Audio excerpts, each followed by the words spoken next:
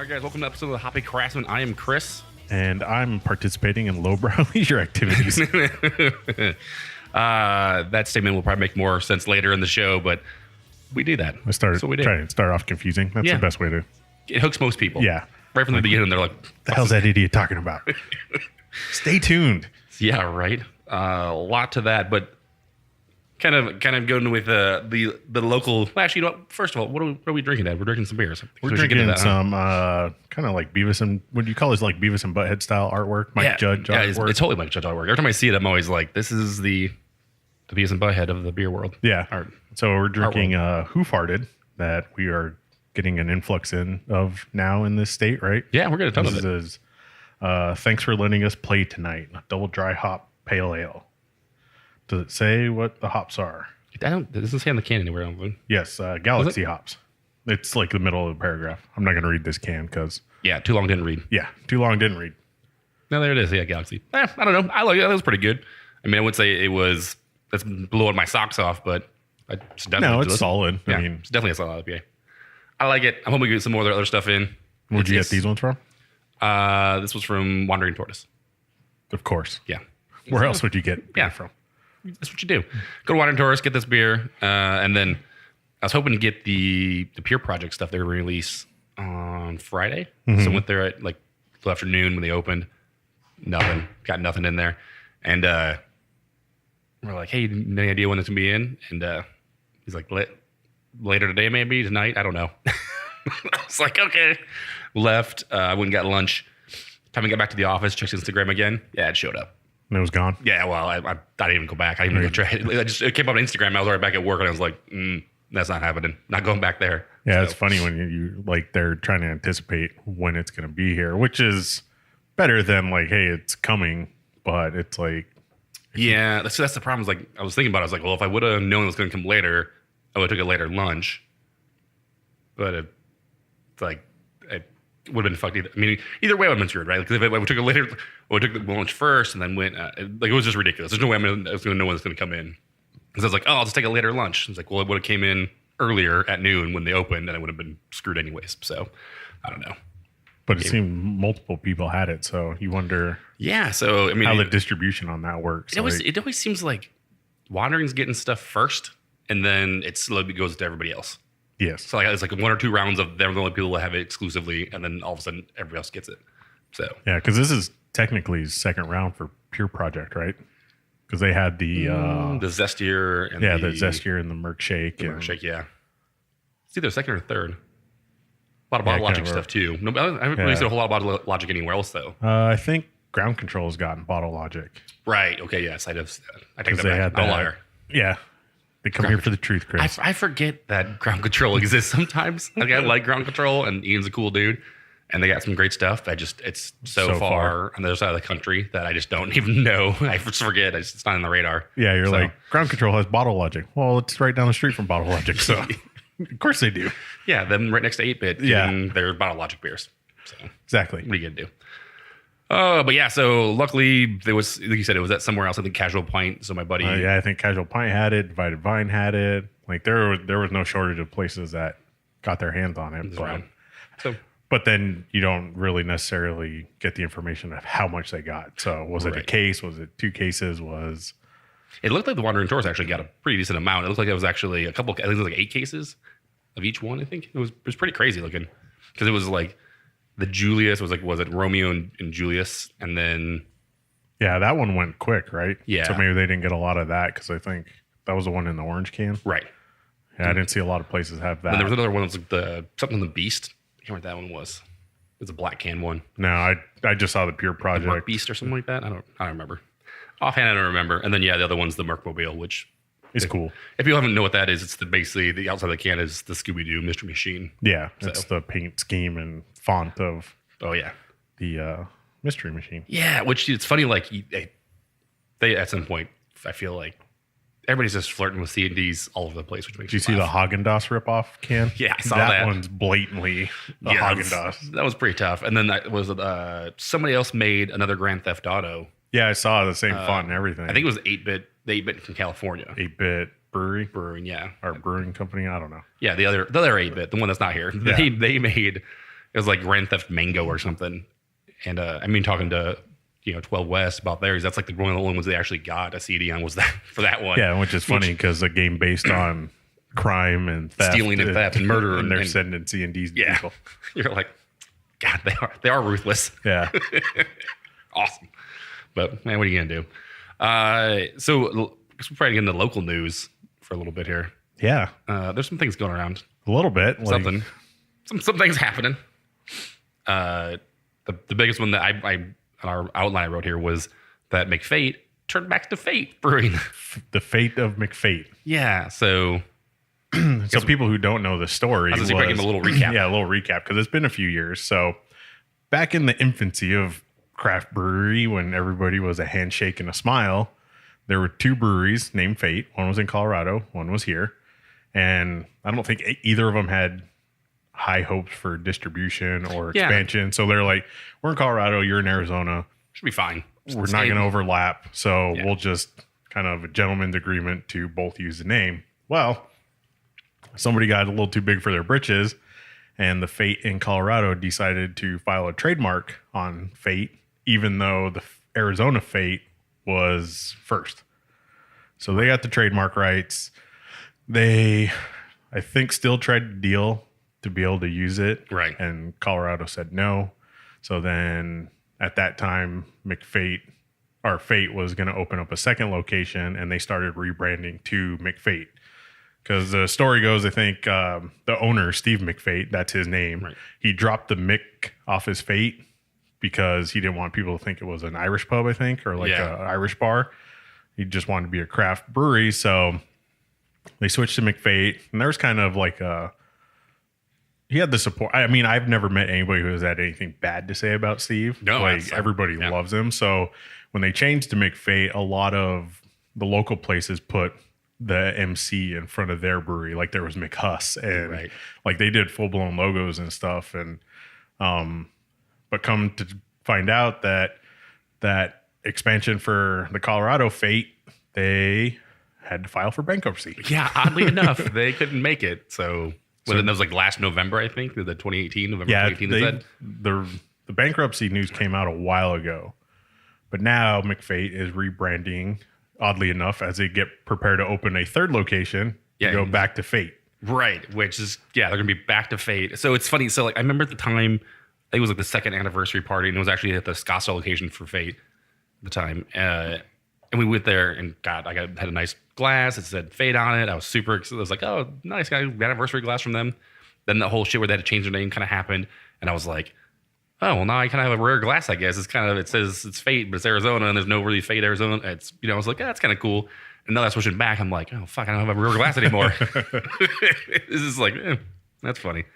And I will say people on the interwebs definitely pulled the whole Fate card. The dad joke of, well, I guess it was Fate. Yucks, yucks. If we only had the canned laughter. Yeah, we don't.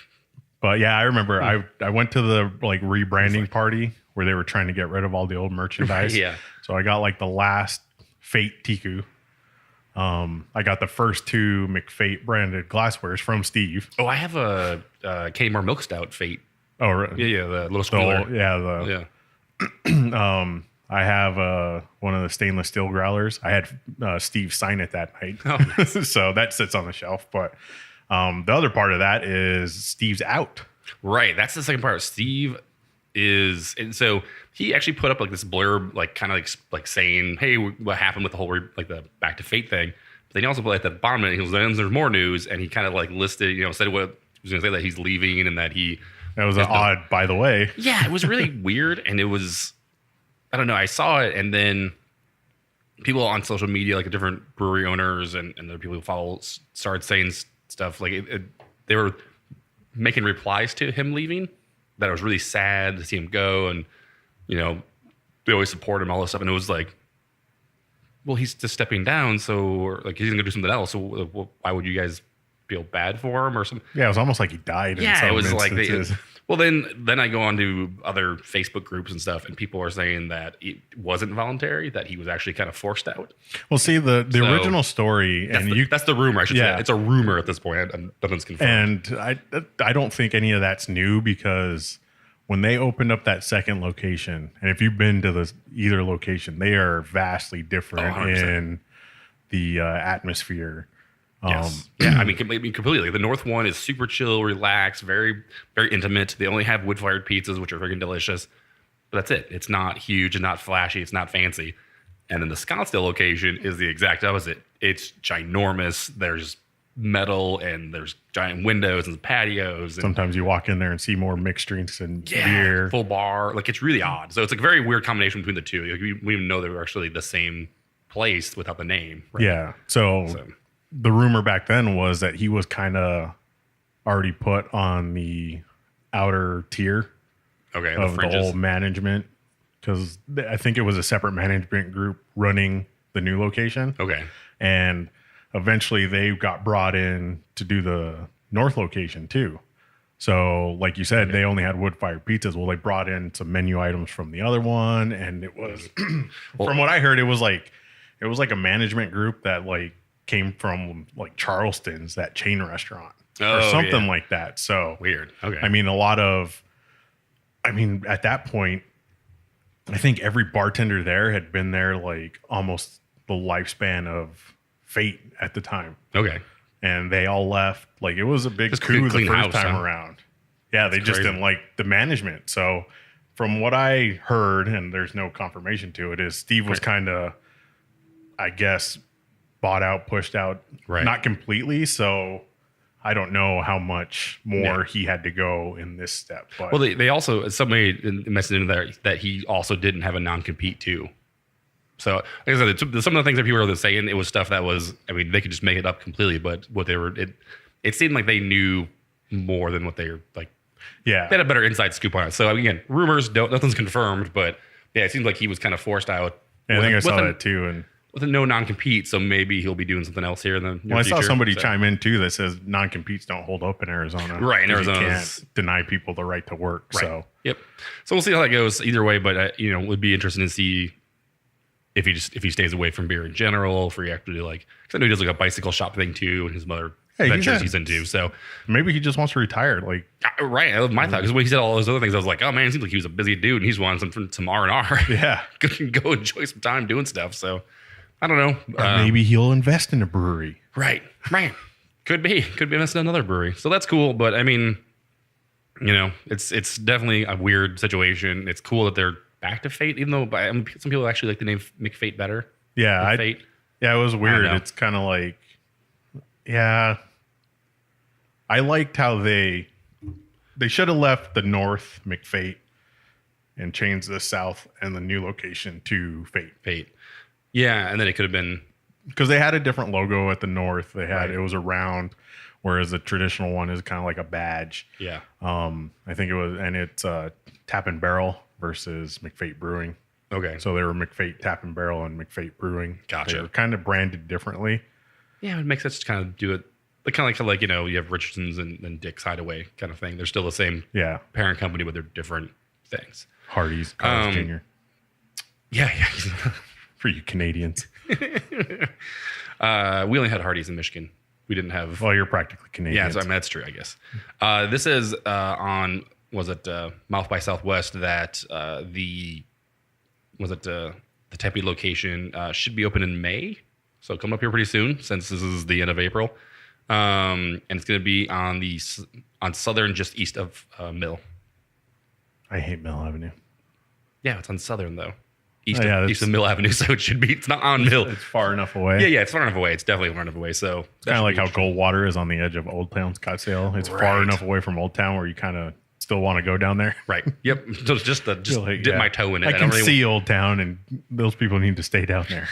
Yeah. Listen, stay that way. I'm going to go this way. So, but yeah, that way. I mean, again, interesting news. What else has been happening, Edward? In local news. Local news. What do we got?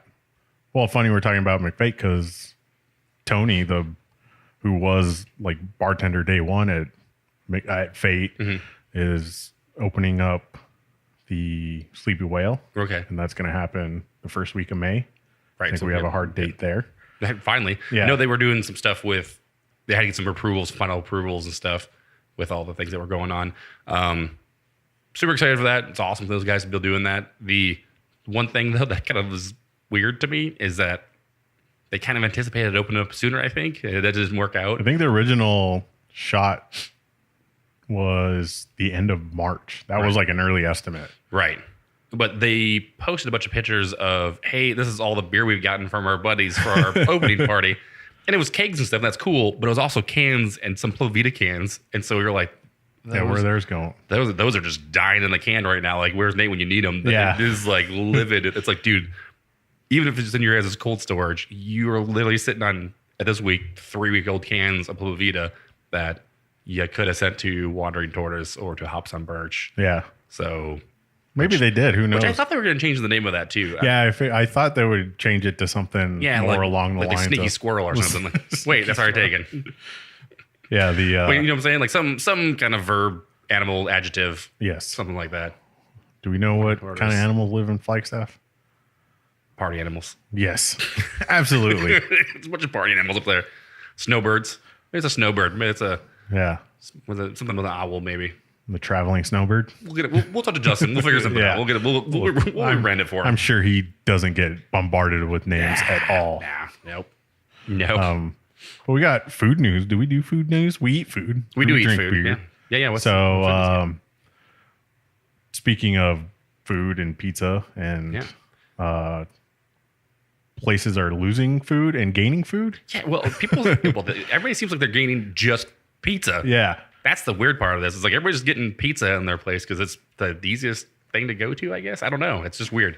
But everybody. But one of the staples, Sunup, they got rid of their kitchen. Yeah, which is crazy too. Sunup is interesting. But keeping on that tangent, that Dark Sky got rid of their food truck and now have a full-blown pizza kitchen. Yeah, which is super interesting. We'll definitely have to ask him more about that when we review him, because we're reviewing, for everybody listening to this weekend. So after listening to this podcast, the weekend this comes out, we're going to be actually at the Dark Skies. Is it third anniversary party, right? Fourth. Yes. Man, it's been that long for them. So fourth anniversary party. Going to interview them the day after. We're going to go to the party that night, hang out, mingle with some people, rub some elbows. So if you're there, say hi. Love to talk to people that enjoy the show. We might actually have stickers on us. We'll see. You never know. Maybe. But yeah, we're gonna talk to them, kind of get maybe the inside scoop of the whole pizza thing. But like you said earlier, but the Sunup thing, they went from a brew pub to now just a tap house. And I was like, I don't know. I don't know if that works. Yeah, it's really weird. It's really weird. So like Sunup used to be called Snowworm Brew House, by the way, back in the day. So they changed their name to Sunup. Then it's just this weird like history of all things with Sunup.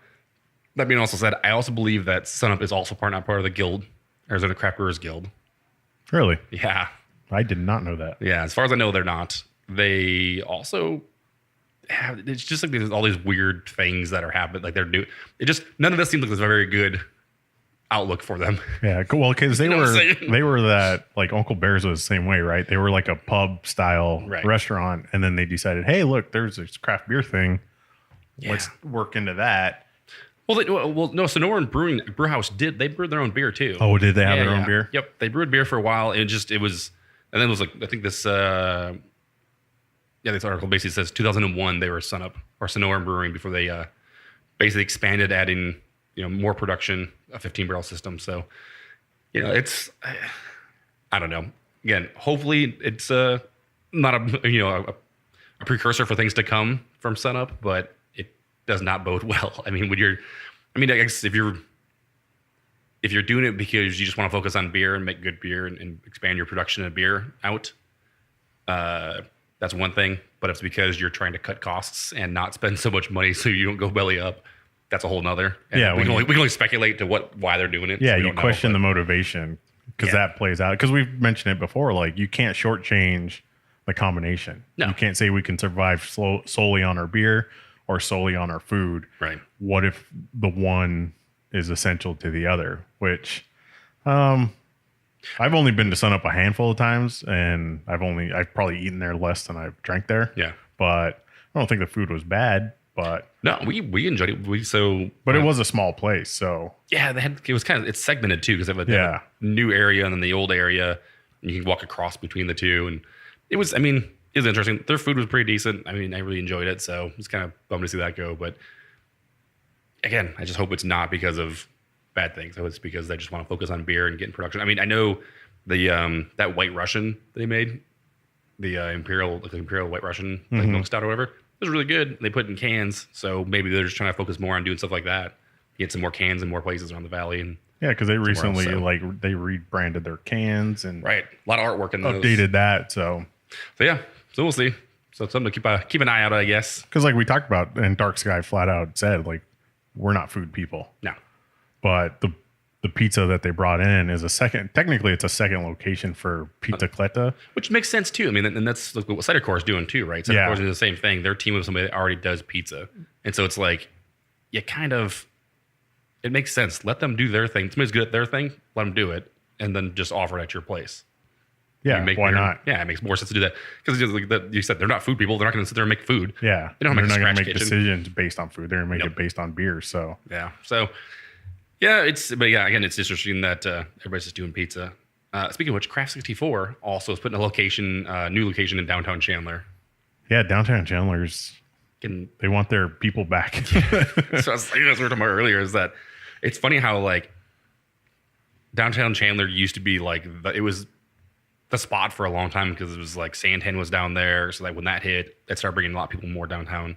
And then they do all the revamping and all the architecture, and then they do the Can Festival down there, and they do tons of free parking. And it was like, man, Chandler's a place to go.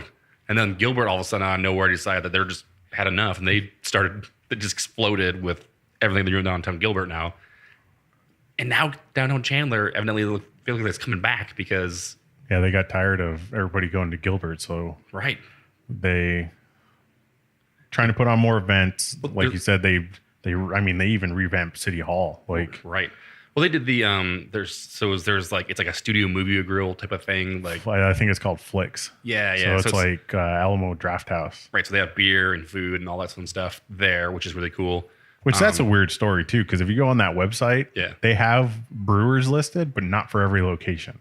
Oh, okay. So I don't know if right now, because I mean that place barely opened. Yeah, so I don't know if maybe they're like satellite brewing places and sending it out and bringing in local stuff. I haven't been there because I know Alamo Draft House has local beers, and they'll even have local breweries brew something for like the release, and they'll name it something goofy for the really what the movie is kind of thing. Gotcha. So the big movie. So okay, I don't know what Flicks does, but I looked, and it like they list the head breweries for I think 3, and they had like I think 10 locations. Okay. So I don't know if they're trying to work on having a brewer at every facility, or they're just distributing to like the ones that they have brewers for and just shipping it out. So yeah, we'll see. Plus they built the whole, I think that whole section right there is built out of shipping containers. Yeah, it's really exciting. It's like that whole, because it used to be this big giant dirt lot. It used to be like overflow parking sometimes. So that side is completely built up. That theater's there and a bunch of other stuff right there. And then you go farther south and you have Peixoto Coffee. I think that's how you say it. I don't know. Yeah. But then, was it the friggin' Purchase there? You have was it the Sleepy Whale's going to be down there? You have Craft 64 going to be down there now. Gadzooks is going to be down there. Right. Yeah. So it's like a lot of these places are going into downtown Chandler. So it's like, yeah, sweet. Which is funny because that one restaurant on the corner can't seem to hold a tenant. It was like a Coach and Willie's, and then it was like I think like a Mexican place. I think I don't even think anything's in there right now. Yeah, no, I don't know. I have no clue. But you drove by the other day and I didn't see. Yeah, I can never tell if it's open. So yeah, that's the other part. So, well, hey, do you want to grab another beer? I do. Take a break? No. Well, no, we're gonna take a break. No, we're gonna let the show run. We're just gonna go to get another beer, and people want to know what that seems like. Cool, guys. Well, enjoy the ambient sound of my dining room. Congratulations.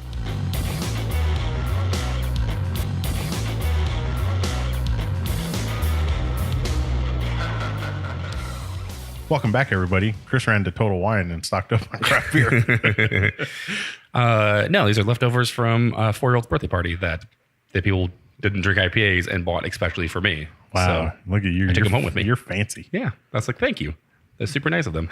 Did you show them your magazine article? I didn't show them that. It was I didn't want to distract from their child's birthday. Oh, so you just wanted to try to be the bigger guy. You wanted to mingle with the people. You wanted to. Yeah, pretty much. So, I mean, that's pretty good point. We were mentioned in a magazine. Yeah, a legitimate magazine. Yeah, it was legitimate. That's pretty crazy. It wasn't some, handwritten PDF design. It wasn't some right-wing online magazine. It was a physical magazine. Yeah, it was thick too. It was really thick. It was an odd issue to be mentioned in, but yeah. So yeah, we got mentioned, and we had no idea. We had no idea that we were in the magazine. It was Phoenix magazine. It was the doctor's edition. Yeah, like it was the best doctors in Arizona list. I was like, oh, these doctors, good for them. Yeah, when your ears are bleeding, listening to this show, go see the best ear, nose, and throat specialist in Arizona. Yeah, there you go. Perfect. But yeah, it was. I mean, kind of cool. We did, like I said, we didn't even know about it until someone we knew pointed out to us, and was like, "That's awesome." Yeah, basically give us a little shout out and mention. I love the two shows they mentioned were past episodes include gems like Rick Astley's Beavertown buyout and bucket list breweries and stout season and lame beer holiday gift guides, which you were on that one, Ed. That was both of those were us. Yeah, that was. So it was good times. Rick Astley. Yeah. It's good times. So odd selection. Like out of context, it's like, what the hell? I know. I'm like, man, we really need to work on naming our episodes better, I think. Yeah. No, I think stout season and the lame beer holiday gift guides. They were to the point. Yeah. I mean, they're descriptive. It was late in the year. We're reaching for content. Oh. Though what he did say, you'll want to down a brew while they rant about beer reviews and pumpkin space invasions and inappropriate beer names, which is true. There's a lot of inappropriate beer names, and we like them for the most part. So that was fun. Check it out. It was April's issue, so I think it should still be on the shelves if you want to check it out. It's still there. You don't have to go buy one. Just go. Let's go peruse it. Yeah. Hey, go to our Instagram. We have a story on it. Yeah. Check that out. It's page 118. I memorized it because it's a thick magazine. And I was like, I have no idea where this is. What page this is on. Let's just keep going through all the doctors, and then you find us. So yeah, no, super cool. Super excited to be mentioned in there. So. Yeah. Well, very awesome. We're not the guys from Santa Fe anymore. That's true. That was the other thing we poured for Raleigh. Yeah, because technically it's our second mention, but it was on the online. It was on the online like picture slideshow of Real Wild and Woody. Right, and yeah, we're from Santa Fe. Yeah, we're the brewers from Santa Fe, New Mexico. Yeah, yeah, we definitely do not brew Raleigh's beers for them. No, it's not why we like them so much. So they're for other reasons. Does this make us bona fide now? Are we bona fide? Yeah, I think so. Sweet. You can put that on your college resume. Yeah, you're welcome. Thanks. Who said this podcast doesn't pay? It's pays and spades. Exactly. So you want to get into some national news, unless you got more local stuff you want to dish on? Well, I guess this is local that segues into national news. So I went to the shop because they did that yo-yo. It was like super citrusy. Yeah, it was like a citrus IPA, and they canned. It was pretty cool. Like very anime. Like if you saw what was it, Super Anime Pig? Yeah, yeah. It was the kind of style of that for the art. So I guess we should talk about what we're actually drinking, since I just made fun of you for. Oh yeah, you probably should. I guess we go into Total Wine. We should actually mention the beer that was purchased at Total Wine, probably. Yeah. Mariner Double IPA, Double India Pale Ale, 8.1% from College Street Brewhouse in Lake Havasu, Arizona. So that works. As opposed to Lake Havasu, France. Right. I always get those two confused. Yeah, me too. This beer would have been really old if it was. But surprisingly light and refreshing, considering it's a double IPA that's 8%. Yeah, it doesn't really taste very 8%. No. It's good. I like it. But we're going to talk about national news, and this kind of segues from local news because I went to the shop before we were kindly interrupted with life. I went to the can release for the Yo-Yo, which was like a citrus IPA done in the art style of the Super Anime Pig. Okay. It was that kind of like Japanese anime, a lot of stuff going on. Cool label design and cool theme that they do with those. But I looked at a lot. That was really good. Did you remember what the quote was? They always do a funny quote. Oh, no, I don't. Damn. I mean, we could look it up, but yeah, we have a lot of news to get to. Yeah, we got a lot of things. So I was just sitting there. I was having a beer, and Dave, the owner from the shop, comes walking through, and he's like, "Hey, the guys from Nakasi are here. Rumor has it there's a bottle share going on back there. You should go back there." And I was like, "I just can't walk back there. It's like nobody's gonna know who I am." And he's like, "Well, you can wait for me, and I'll take you back there. You just walk back there." So I was like, "Fine." So I walked back there, and the brewers from Nakasi were there brewing beer at the shop, and they had all sorts of. They had Blind Pug, I think it's called. Yeah. From Modern Times. No, Monkish. Oh, Monkish. It was the Monkish. From Russian River. No, so it was Monkish, and it was their homage to Russian River's Blind Pig. Blind Pig, yeah. Yeah, it's because he was wearing, like, he had the monocle and the black glasses and the hat. And yeah, and it says on the little label, like, brewed with permission from Russian River. So that's awesome. Couple, like, the Nakasi, like, limited stuff that you can't, because we don't have Nakasi here. I mean, I think they're in Eugene, Oregon. I think that's where they're out of. We did for a bit. I don't know if we still do. I haven't seen them. No, we still do. We get them. We get the Tricera hops or whatever, and then we get a few of their stuff. I wouldn't say we get everything they make, but we get some of their beers here. So they were brewing. The reason I talk about that is they're going the way of Oscar Blues. Right, so they're doing like that super collaboration, not a collaboration, but a conglomerate. What would you call it? How would you define this? Yeah, it's kind of like, it's hard to, like, I'm sure there's a word for it. We're probably just too dumb to know what it is. Yeah, we're too lowbrow for this. Way too lowbrow. They basically just form this coalition of different, like. There you go. That's a good word. Yeah, it's like a bunch of different breweries, right? Different breweries kind of come together, like Oscar Brews and Cigar City and those guys did. Their own little, yeah, that, and then it's designed mostly, I think, to like shared distribution, don't you think? That's usually what it's for. It's usually for stuff like that where, they, that's what I mean. Make sure that they can basically team up to basically fight bigger people, right, and actually get their stuff out to a wider audience. So, it's one of those things where I get it, and then they're going to have to do stuff like that to get their stuff out there. And past shows we talked about, was it Nikos? Nikos did a letter, like an open letter to, I think it was like one of the Bushes or whatever, because he was like boo-hooing about the American craft brewers, like whatever, like they got like fucking snuff. It was something stupid like that. And so like Nikos had this giant like letter to him, basically telling him too bad kind of thing.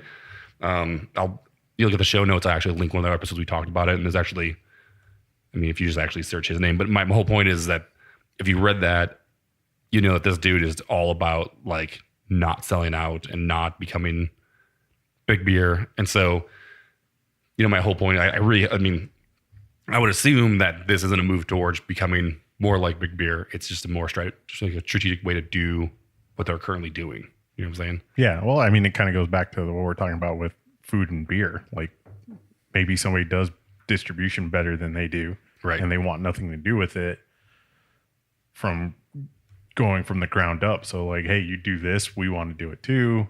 And we can share resources. And obviously it gives you a foothold in that location. Pete Coors, that's what it was. It's an open letter to Pete Coors. Oh, and his response to, we're all craft beer. Yeah, we're all craft beer guys. Let's be on the same team. We're Coors. So yeah, it was kind of crazy. But yeah, no, I mean, like I said, if you read this letter at all and went through it and see some of the things that he actually went through, his letter was like, he pieced out like, this is what Pete Coors said and his exact response to that it was statement pretty extensive. Yeah, like so that was a deep read. He wasn't shooting from the hip on that one. There's some research and some thought that went into that. But does a part of majority stake throw you off about that? I mean, that they sold the majority stake, because technically, doesn't that make them non-craft beer now? Yeah, well, I want to say by the craft brewers like definition, yeah, it makes them not. They're not independent beer. So maybe Budweiser was right. Maybe the term craft beer is dead. Well, I think is dying because it's natural progression. Like this was a very homegrown, very buckle up your bootstraps kind of industry. Like I'm going to start a brewery. I have no idea. There's not a lot of people who have an idea. So we're just going to go and deal with things as they come. But now it seems to be more corporatizing. Right. Like there's more business involved in it. So it would make sense to make business decisions. It doesn't necessarily bring into question the quality or the intentions of the beer, but like I was reading an article that said like you would have to add up like all the major craft breweries just to you wouldn't even come close to the sales of just Michelob Ultra. Right. And it's like, yeah, when you think about the pie, how it's divided for alcohol, like it's craft beer isn't even a blip right now on an individual basis. Right. So like even in that Oscar Blues contingent is. How much was it? Do you remember? How much did they? It said majority. It didn't say actually how much. It just says a majority stake to Legacy Brewing. Is that what the name of it was? Legacy Breweries Inc. Right. Well, but they still might be fine then, because are they craft brewer says less than 25% of the craft brewery is owned or controlled or equivalent economic interest by a beverage alcohol industry member, which is not itself a craft brewer. So you think it's just like an umbrella corporation? So yeah, is at this point, if whoever they got majority stake to was actually a craft brewer, then they would still be considered, a craft brewery or independent. I guess it more comes down to, are they independent craft brewers? Right? Yeah, and I think that's the correct term now, because you and Nate always make that point of craft beer is the mind state you're in. Right. And Nate made that good point of, if you talk to any of these large brewers or craft breweries that are owned by like AB InBev and stuff, and you list the definition of what craft beer is, they're like, that's what I do. That's right. They all think they're making craft beer too. Yeah. And that's the thing, is they are, but what they're doing isn't, once you start scaling up, does that make it not craft? And we've talked about that before too. It's like, the numbers they're not, we probably need another 10 years of data to actually create a solid, like, here's the cutoff for independent and it's like everything. It's evolving. And I think that, and we talked about it before, I think on that episode, we talked about the whole craft beer dying. I think the term it's going to, it makes sense. Like, they went from micro beer, like microbreweries, right? And they didn't want to be called microbrewery. It was micro and macros. Yeah. They didn't want to be called micro because it's too tiny. And then it was like, okay, well, now they're craft beer. And then now that term's changing to independent craft beer, right? And then from then it's going to change again too. So I think the idea behind what it actually means, what it means to be a craft brewer, that's not going to change. Like what they're doing is craft beer, but no, we'll see. Everything changes. But I wonder, because I joked with you when that article came out, it's like, oh no, is the shop on the radar for this to join this group? Like, rumors like that do start. It's like, hey, these guys are brewing here, and now all of a sudden they got bought out, or not bought out, but now they have a major investment. And it's like, if there was anybody right now to be perfectly set up, I would say to join a group like that, I would probably put the shop up there on that list. It's just gonna laugh at me. Like, they have the connections. They've done major collaborations. Their brew system is amazing. Right. They have a great brew system. They've done tons of collabs. The spirit of the shop is they just want them to enjoy what they're doing. We talked to those guys enough, and there's tons of episodes you guys can listen to. But they really passionately love what they do, and that's huge. And so I think if they were to join something like that, it would have to be something that would still help keep that spirit alive and actually still give them the freedom to do whatever they wanted, because they do some crazy stuff sometimes. So it makes sense. They just put on that silo, which looks really cool. Yeah, right. The silo outside. Yeah. Do you think you can roast it in there in Arizona when it's 120? Yeah, he said it was fine. I asked Dave about it forever because I'm sure it's insulated. Because when we're doing that beer with him, and I was like, "Oh my god, wouldn't it be great just to have a silo?" And he's just like, "I'm like, would that even work here?" And he's like, "Oh yeah, it totally would work." And I was like, "Yeah, all right."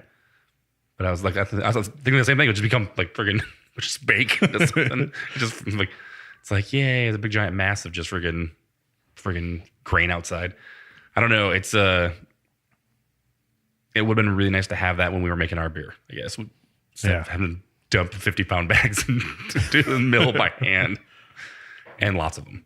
Yeah, and considering they basically double batch almost, I think everything. Like that's a lot of grain going into those beers. Listen, and we made a ton. And that day it was you and me and Cena and then the other two guys, and we all kind of helped a little bit for a lot of that. But I think on a normal basis, they don't have the 5 other people there that were helping them do that. So they're making all these beers by hand like that. It's just like, dang. Now, granted, we almost broke the mash tun with all the oats. Yeah, it was the shredded coconut that was putting the pump through the paces. So yeah, we were talking about their sweet system. We broke it the first time we used it. Like, don't invite those guys back. Yeah, right. Stupid ideas. Too friggin' funny. So more national news. I guess it's more on that corporate theme of so small breweries corporatizing. Yeah, Weinbracher? Weinbracher. Brewing company, which is, I want to say it's in Pennsylvania, I want to say. Weinbracher? Yeah, they're Pennsylvania. They basically sold to Easton, Pennsylvania. They make sports stuff there, I wonder. Weird. But yeah, they sold basically again a majority share to, but this wasn't actually it was Holdings LLC, 1518 Holdings LLC, affiliate-based private investment group, and then they filed for Chapter 11 bankruptcy. Yeah, which is I think in generic terms that's called tax write-off.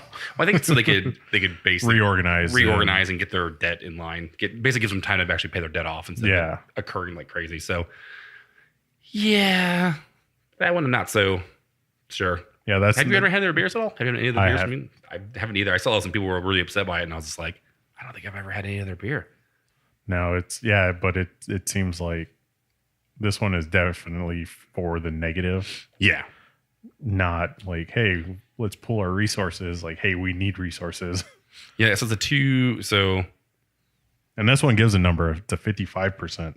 Right. So it's 30% is going to be owned between the Lamp brothers, and then another 15% somewhere else, it says, and then the 55% stake.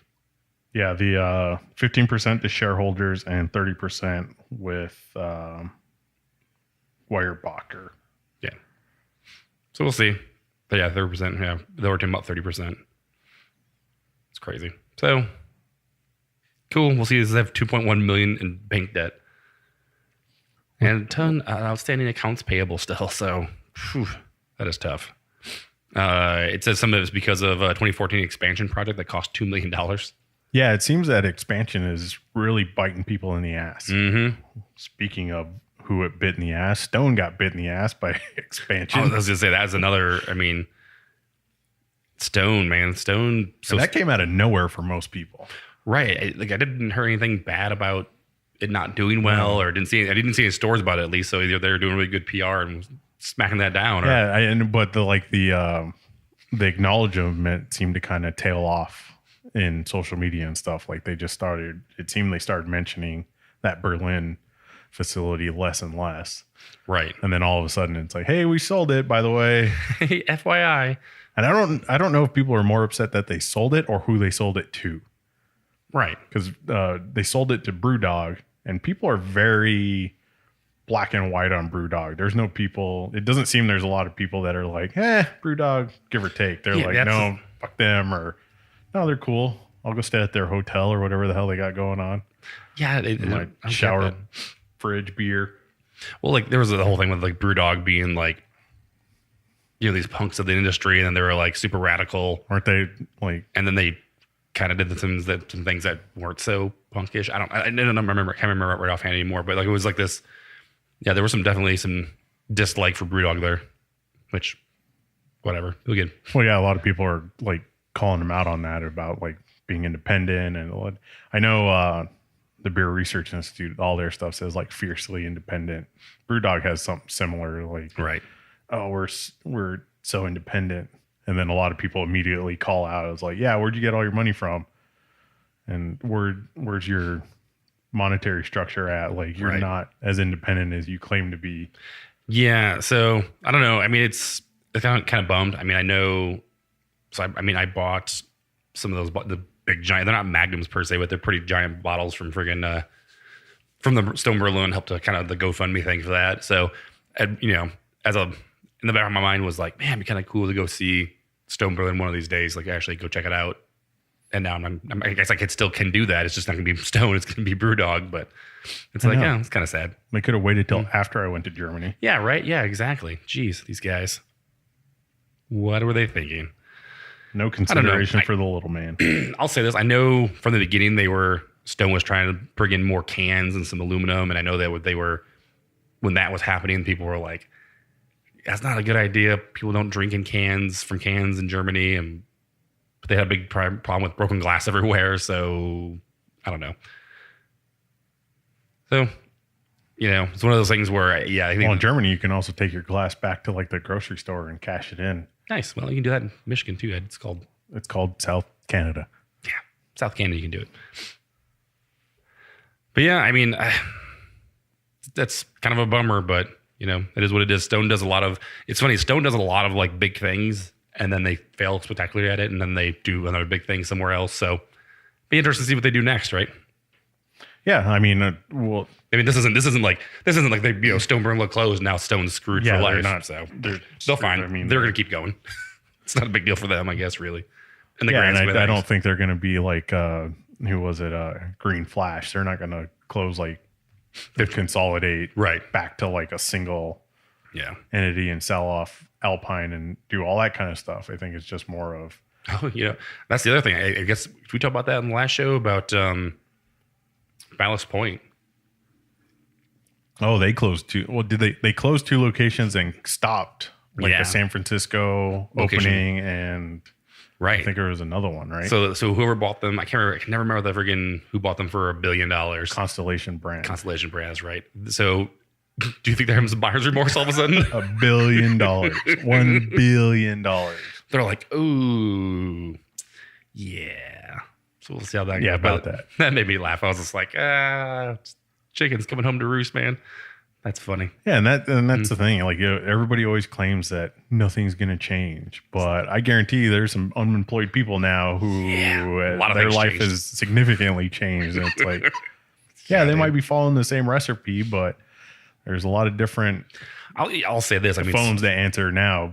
We've heard it from people who are like, you know, Sculp. I think it was even friggin', you know, it's Matt from BRI. I mean, he literally told us like Sculpin was their jam, and they friggin' just. The love Sculpin because we couldn't get here very often. Yeah. At all. And since we could get it and visit the breweries out there to now, it's not the same beer. Like there's no way that the beer that he was idling is the same beer that it is today. It's not even close. Well, we get that here with Four Peaks. Like there's so many people that are like the staunch defenders of like Kilt Lifter. And they're like, no, it's the same beer. And it's like, no, it's not. No. It's not the same beer. Nope. Your nostalgia might create that in your head, but it's just not. It's not. It's not at all. So weird. It's been a weird. I mean, this is we recorded for a little bit here, but we definitely some things happening all over the place, man. That's it's been an interesting, newsworthy kind of month. Yeah, and speaking of $1 billion buyouts, you can buy Modern Times stock. Yeah, so that was interesting, right? So I was fascinated by this, by the way. Well, you should know because I kept texting you about it, and you're probably like, what the hell is wrong with this? It's just, I mean, I love that they used Ballast Points. Yeah, they set their price. They set their share price on the $1 billion buyout of Ballast Point. Right, and how they determined it. So it's like that. And don't get me wrong, when Ballast Point did it, they did it smart too, right? So they basically kind of did this 3-point system where they basically had people bid on buying the company, what they would sell it for. And then they used that to basically set the real price for the brewery. And then they got bought out. And so it's really cool that another brewery looked at them and was like, well, they got bought out for $1 billion, so that's what we. And the reasoning behind it, because they did. I mean, they were trying to be transparent to a point. I think. Yeah. Like they had a lot of question and answer stuff, but I still don't think it's all on the up and up. But like they said, oh yeah, the price of kegs is consistent. Okay, you're basing your price off Ballast Point, right? And that is not a consistent price for a independent brewery to be purchased. But I was so fascinated by it is because they're an ESOP company, and if you don't know what that is, anybody listening, it's a retirement plan based on stock. So I mean, ESOP stands for Employee Stock Option Plan, I believe. Everybody's falling asleep all of a sudden. Everybody's like, oh, stocks, what? But it's not publicly traded. Right. It's basically the valuation of the company translates to shares.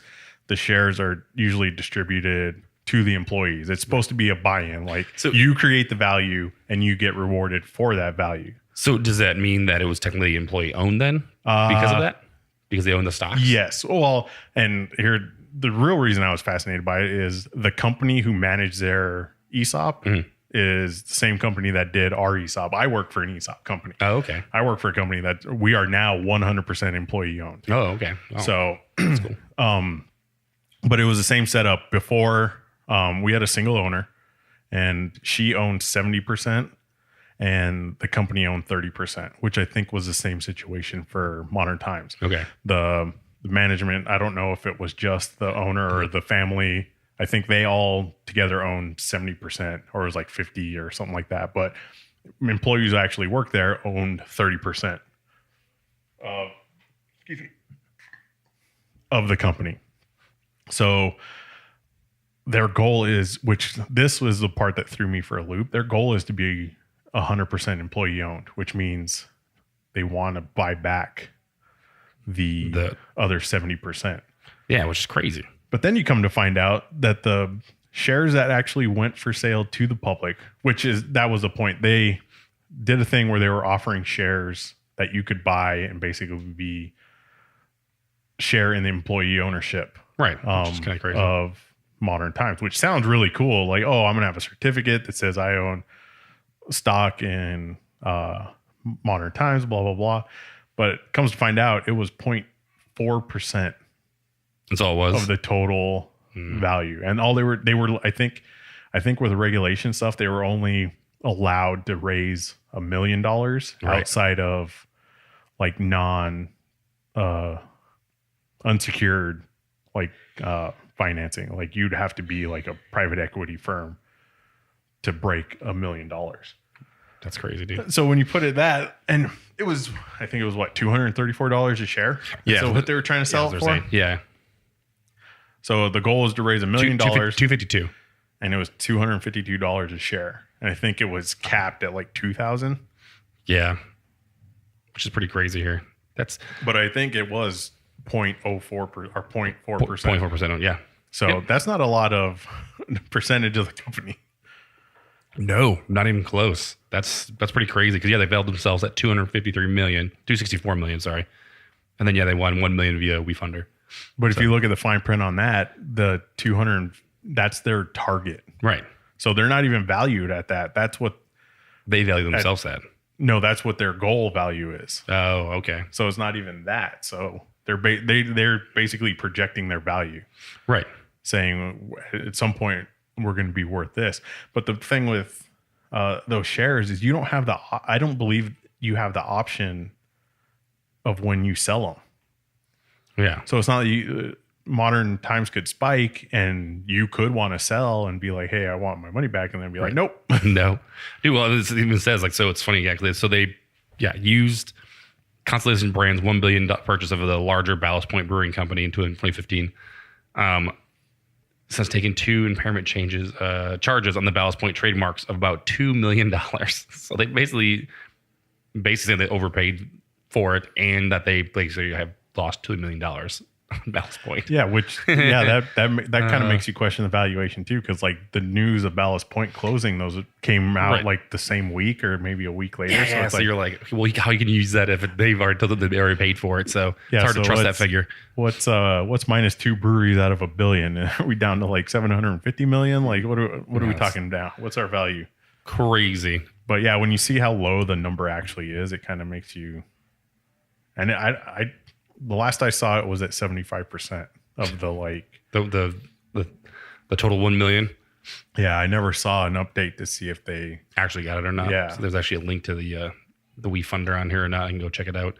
While I'm doing that, but then like a lot of people point out too, they took on a lot of debt right before they launched that. So right, yeah, there's a bunch of expansions, pretty much. So again, like everything else, expansions, man. We'll see if that kills them or not.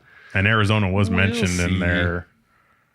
They expanded. Yeah, they said they wanted to stick on the western United States, and they said like Oregon, Washington, Nevada, California, Arizona. So as of this point, they are maxed out. So they did hit it. Yep, they have 1,822 investors. That's pretty crazy.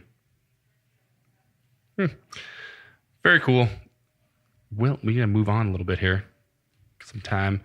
But it'll be interesting to see how that plays out. In the long run.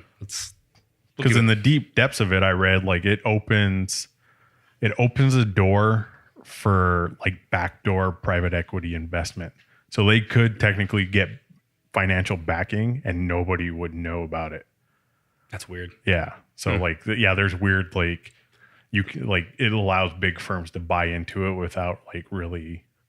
Well, I mean, if they just did the WeFund, but it's only 0.4.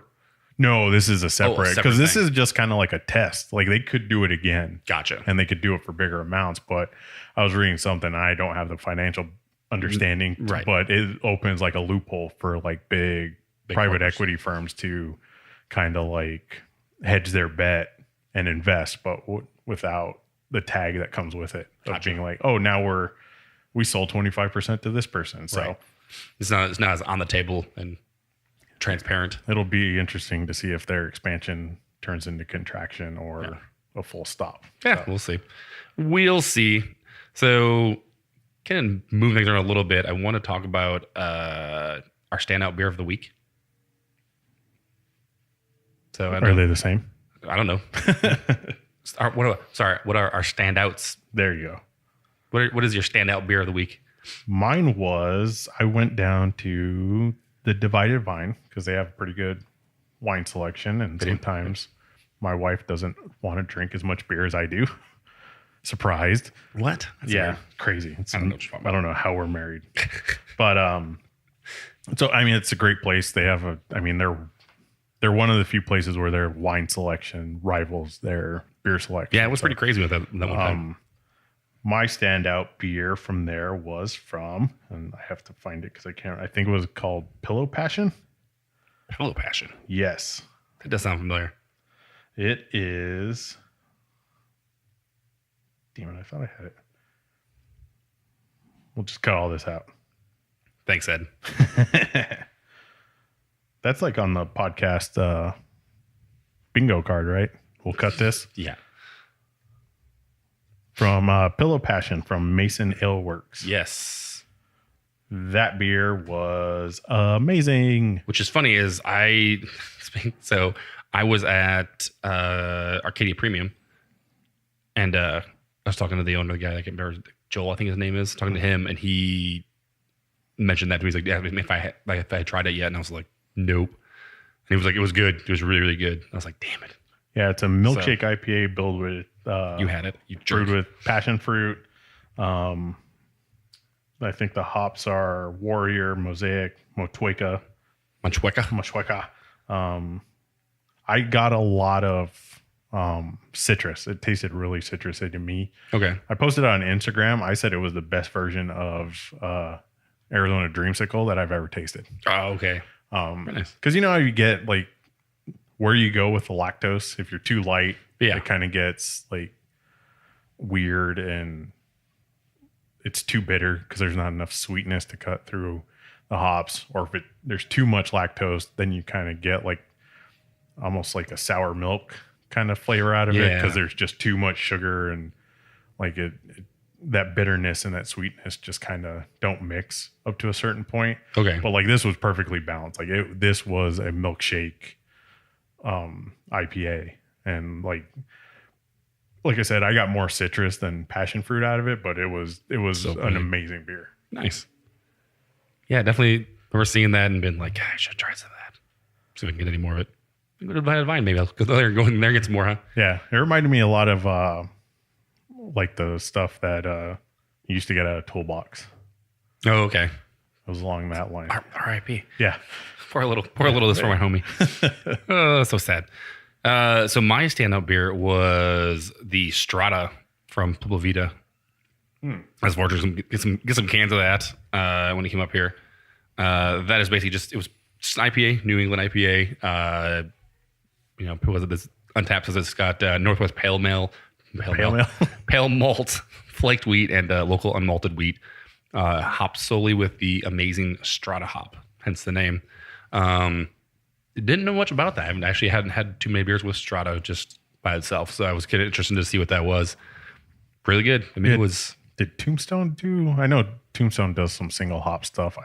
I want to say it, but maybe I am thinking of Pueblo Vita. Tucson, Tombstone, same place, right? Yeah, this starts with T.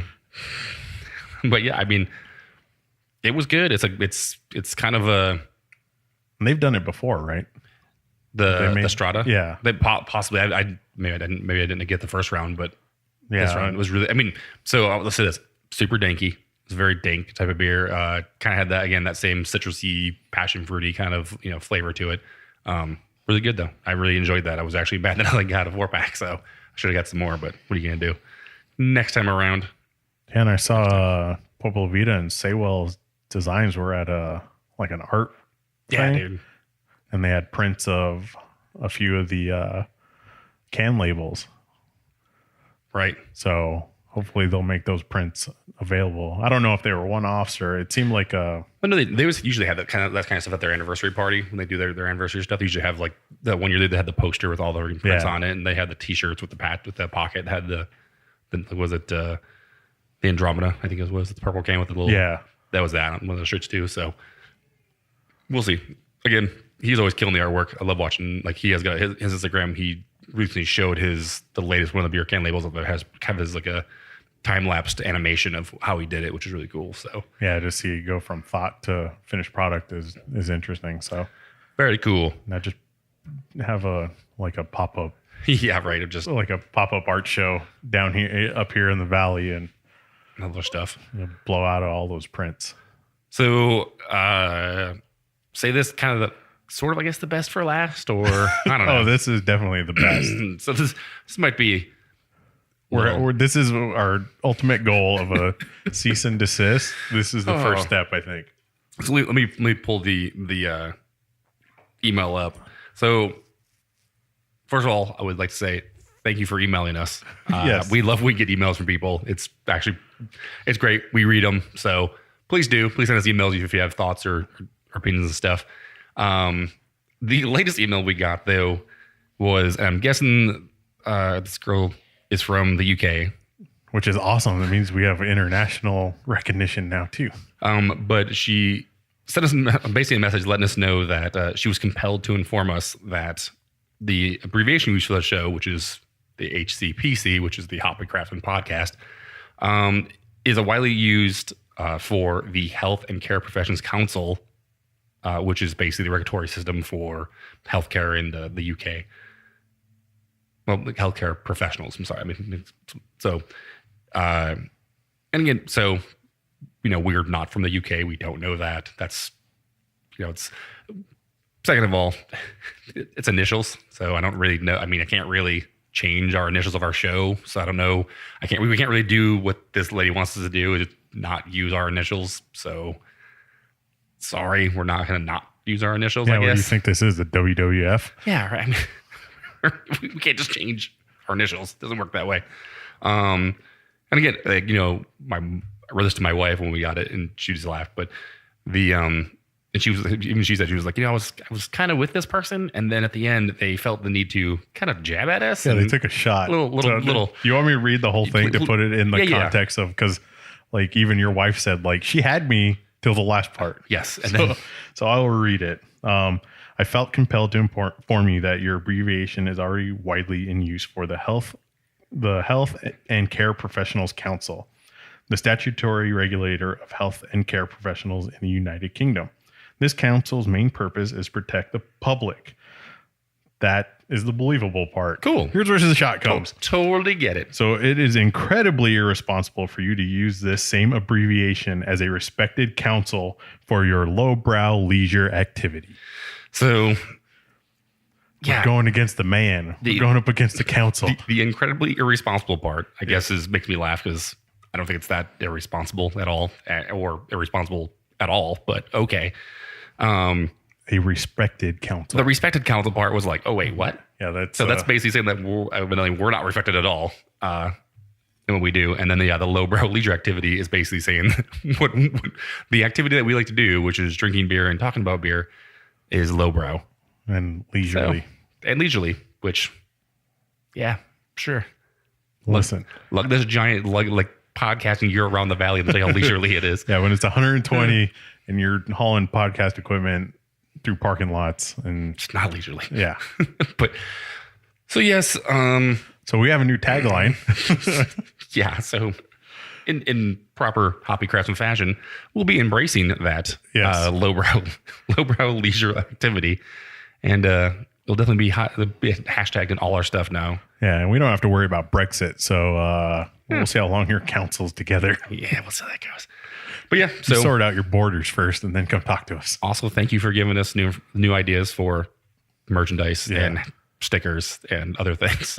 So I'm a little worried. Look forward to that because I'm going to parts of the UK in a month or so. You wear your hat. Yeah, you think people are going to come up to you and be like, going to come ask me, "Hey, excuse me, you do not look like a respected council member, sir." Yeah, completely confusing. Yeah, so it's very irresponsible if you do that.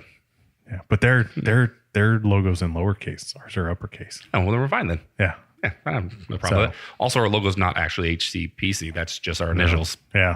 Our logo is a completely different logo. So, last time I looked, I tried before, but Instagram wouldn't let me hashtag my logo. They couldn't do it. It's weird. But yeah, so that's always fun. So super funny. Yeah.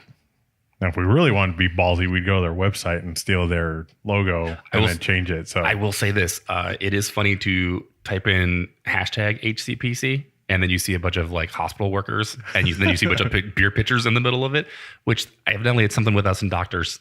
Yeah, we're in a doctor magazine, so maybe we are healthcare professionals. Maybe we should send that back to them and send her a photo of the doctor's edition. Just send her a copy of, we'll kind of Photoshop it. Can we just sign the page and then send it to him? Yeah, of us being the it's some odd number too, right? It was like 421 best doctors in Arizona. Something weird. And we'll just show our logo and the page number and be like, look, we're in this. We're in this one. We're respected. Oh, Take your counsel to freaking Mordor and go throw a ring in a fire. Listen, and she evidently doesn't listen to the show. No, because she knows that if she did, she would know that we are not lowbrow. Yeah, we are all highbrow. We make lots of highbrow jokes. Look, we just spent like 10 minutes talking about finances. Yeah, right. So that we didn't know anything about them, but we still talked about it. That's how it works. Nothing says highbrow like bullshitting your way through something you don't know. Right. Well, like I said, we now have some fodder for new stickers and new merchandise. I'm sure they'll be coming up soon. And we actually rearranged some of the patron tiers. We actually added some more tiers and give some different levels to what you can get, what you get access to. And one of those actually is a cease and desist tier. Yes. So I'm guessing this might go on that. We'll see how that goes. You never know. Yeah. Are we have to make I don't know if we could do a full sticker of the email, but probably not. Maybe we'll start a council. That being said, Ed, who are the raddest fucking people in the world? The raddest people are they our council members? Could they? We want to change it. We want to change our patron sports to the council members. The council members. So then we could be the HCPCC. Would that get us off the hook? Yeah, possible. Craftsman Podcast Council. I'll email this lady and we'll see what she says. Let's open up a back and forth. Yeah. Be like, I don't understand your accent. Can you speak English, please? Dialogue's good. Yeah. So our Patreon supporters are Zach Dominguez, Jessica Langley, Paul Fragelio? Fragioli. I'm going to go with that. Yeah. We'll just Pauly Beans. Pauly Beans. Paul Gelato, the Indie Beer Show, Cena Gomez, Rob Fulmer of the Arizona Craft Brewers Guild, Mark Ballesteros, and Anthony Bracamonte. Anthony. I'll say this also, Zach, because the patron tiers, if you guys don't know, like it actually says like $3 or more, or $5 or more. It's just going to give you a baseline of where you should start. But you can put any kind of amount you want in there and choose your tier. Zach put a weird amount. He put like $4.13. And so like everybody's other stuff is like, exact like $4 or $5. Yeah, no, his is some weird amount. I will still take Zach's money. So it doesn't make a difference. Maybe he was factoring in tax. It could be. Maybe he was like, I'm going to buy them a beer. How much could I buy him a beer for? And then, he put tax in there. Yes. Or thanks. Or maybe he did Zach. Want to contribute to our legal defense. Maybe the change is for the legal defense fund. Perfect. If you want to be a patron supporter, though, go to patreon.com/Hoppy Craftsmen. Again, like we said, we've revamped some of the patron tiers, added some more. We actually added some exclusive one-off. You can only be one person of it. So Cena, Your Lovely Life is one. Jessica is on another one. And then we have two that are in the middle of that. So if you want to be the individual tier and have your tier named after you, go ahead and jump on one of those spots. There's basically two open right now. And when they're gone, they're gone. So yeah, maybe we'll make you a shirt that says you're on the Lowbrow. The HCPCCC. Yeah. So many C's. You're the Lowbrow Council. Yes. You're part of the Lowbrow Council. So love it. Oh man. If you want to listen to more of the podcast, there's all of our iTunes. Go there. Give us a listen for the past episodes. Leave us a comment. Leave us a review on there. That's definitely how we definitely get the word out and get ranked higher for other podcasting and or aggregators of podcasts. So please do that if you have some time. If you want to send us an email, it's hoppycraftsman@gmail.com. And then our website is hoppycraftsman.beer. And Hoppy Craftsman on Instagram, Twitter, Facebook. All the things. And you know what? Go to iTunes and rate us 5 stars and just put HCPC. See. No. Yeah.